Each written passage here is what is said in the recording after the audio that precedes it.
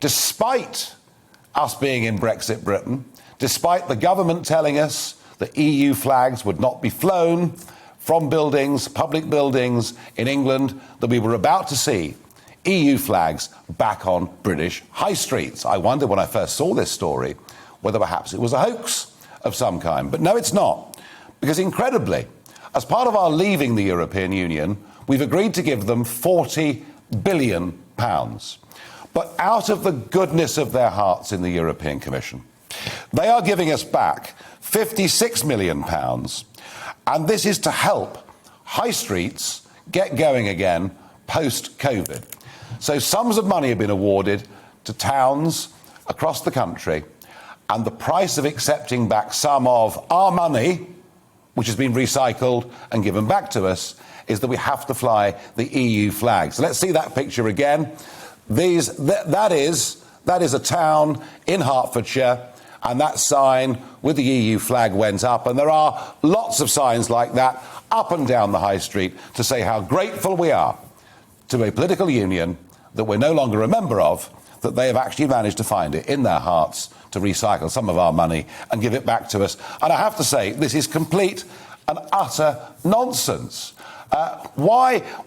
We shouldn't be giving them all this money in the first place. We shouldn't still be in receipt of tiny bits of money back. What we voted for and what we wanted was a clean break Brexit. And yet, one way or another, we're actually going to go on paying diminishing sums, relatively small sums in the end, but we're going to go on paying the European Union for the next 30 or 40 years. Doesn't seem to me that that part of the deal was really very well thought through.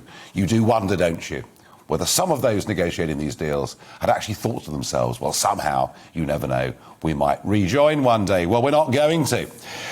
And sticking with the EU theme, I find this difficult to get a handle on, because it seems to me that if immigration into a country is going to work, and if we're going to have assimilation in society, if we're going to have harmonious communities, we really must be able to speak the same language.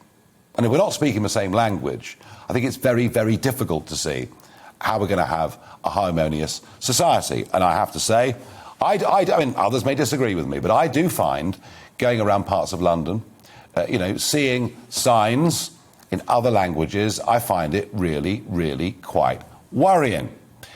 Now, in this case, a Latvian worker, and she's been working in Hull, she's been working at a fruit and veg snack supplier, and despite the fact she's been there for some years, she doesn't speak English.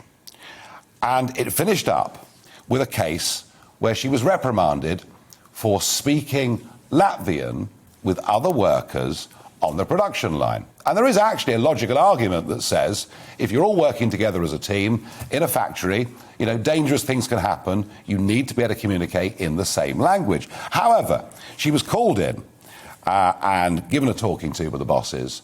She normally relied on her daughter to be an interpreter. Her daughter wasn't around. She couldn't speak English.